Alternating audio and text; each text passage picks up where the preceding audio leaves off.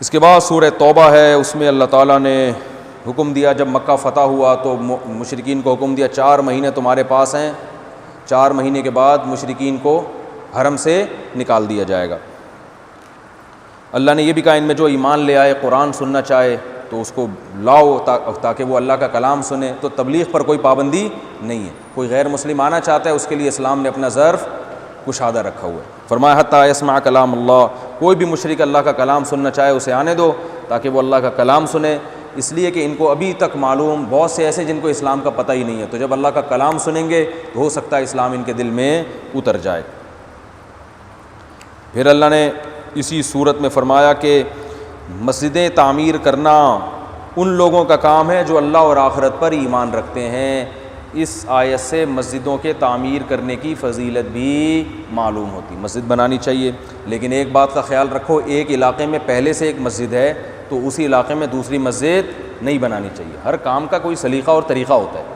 میں نے کئی علاقوں میں دیکھا ادھر ایک مسجد ہے، ساتھ میں ہی دوسرا آدمی اپنی دکان بنانے کے لیے نا، اس میں اگر آپ کا مقصد اللہ کی رضا ہے تو بھائی یہاں نہیں بناؤ، ایسے علاقے میں جاؤ جہاں نہیں ہے، لیکن ایک مسجد بنی ہوئی ہے اسی کے ساتھ دوسری مسجد، تو نمازیوں کو صرف کیا کرنے کے لیے، کاٹنے کے لیے، توڑنے کے لیے، تو یہ صحیح نہیں ہے۔ ایک مسجد ہے تو پھر دوسری مسجد دوسرے محلے میں ہونی چاہیے، اسی مسجد میں نہیں بنائے دوسری مسجد، دوسرے محلے میں ہونی چاہیے۔ تو اللہ نے فرمایا کہ غزوہ حنین کا بھی تذکرہ ہے کہ مکہ کے بعد جو ہے نا غزوہ حنین ہوا، اس میں صحابہ کو خیال ہوا ہم نے تو جب تھوڑے تھے تو اتنی بڑی بڑی لڑائیاں فتح، اب تو ہم بڑے طاقتور ہو گئے ہیں، اب تو اللہ ہمیں فتح دے گا، تو بعض کے دل میں یہ خیال آیا اور شکست ہو گئی، اور اللہ نے فرمایا شکست اس لیے ہوئی ہے کہ تم نے نظر اسباب پہ رکھی ہے۔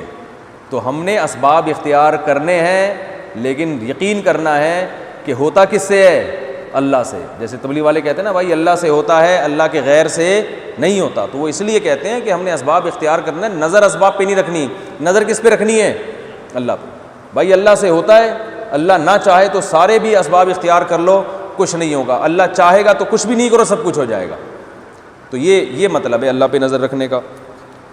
اللہ نے ان لوگوں کی بھی جو ہے نا سزا کو بیان کیا جو زکوٰۃ نہیں دیتے، سونے اور چاندی جمع کر کے رکھتے ہیں اور اللہ کی راہ میں خرچ نہیں کرتے۔ اللہ نے فرمایا ان کو دردناک عذاب کی خوشخبری دے دیں، اسی سونے چاندی کو پگھلایا جائے گا، جباہہم وجنوبہم وظہورہم، ان کے پہلو اور ان کی پیشانیوں کو داغا جائے گا قیامت کے دن۔